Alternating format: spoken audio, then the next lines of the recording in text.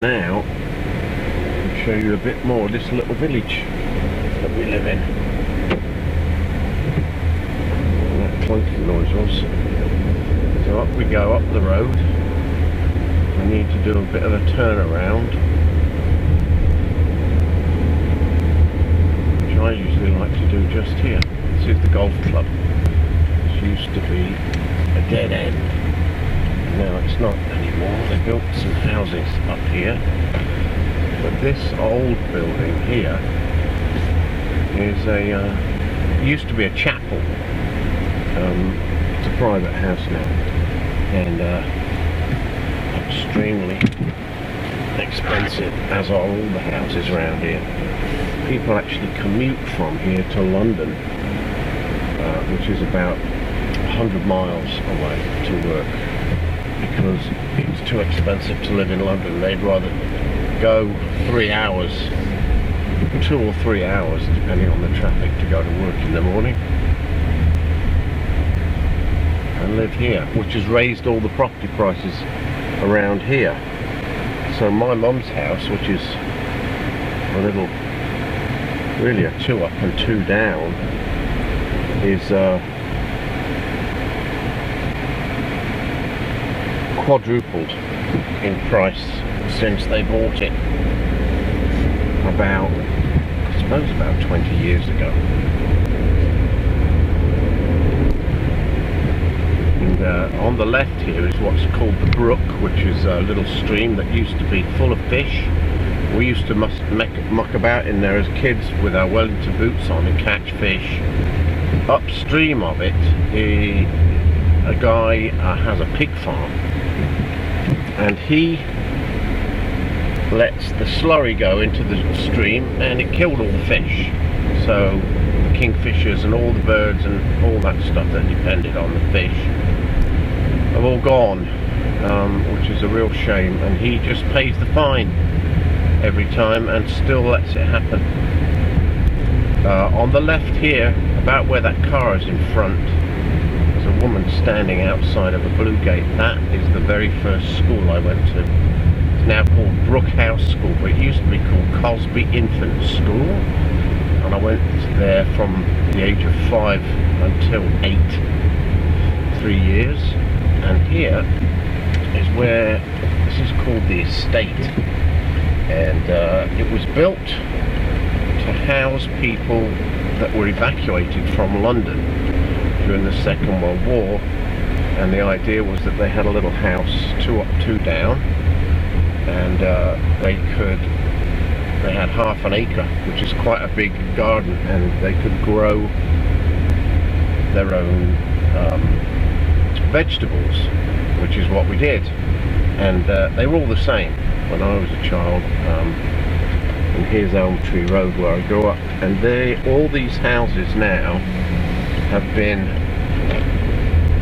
updated and added onto, and they're big, except for that one on the left there, which is still the same. That's the only one. The rest of them are all these mansions, 5, 6 bedroomers. My father actually designed and built the addition to our house, which is the one with the cherry blossom, pink cherry blossom there.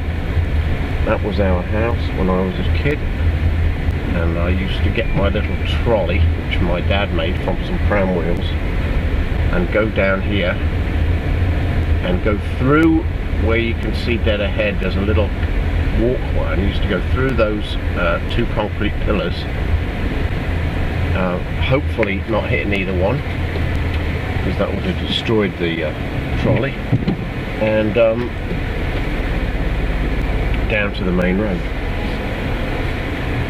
which was a very safe road at the time, because there was hardly any traffic around here. But you can see all these houses are $1 million houses now, and because all the people work in London. There's really no work here anymore. There used to be a factory called Draper's opposite the newsagents, and it was a shoe factory called Cooper's, and that was called Cooper's Corner. They knocked it down about 5 years ago, and now it's apartments. And then dead ahead, that was Molly. I can't remember her name now. She was a nutter. She got her license. She was given a driving license here during the Second World War because they needed people to drive ambulances and stuff. She was one of the worst drivers. I had never saw anybody hit so many other vehicles, going backwards or forwards. She was unbelievable.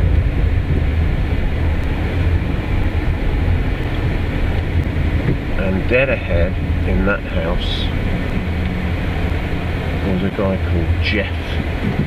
Can't remember his last name, but he was a bully. And we cornered him one day, like 5 or 6 of us in that little alleyway there where he lived. And gave him a little talking to, and he never bullied anybody again after that.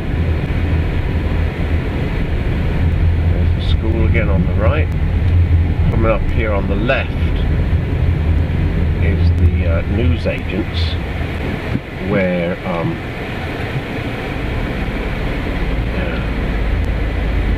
so you can park on the sidewalk here. They don't mind you doing that. We're going to go back down here and go down Park Road.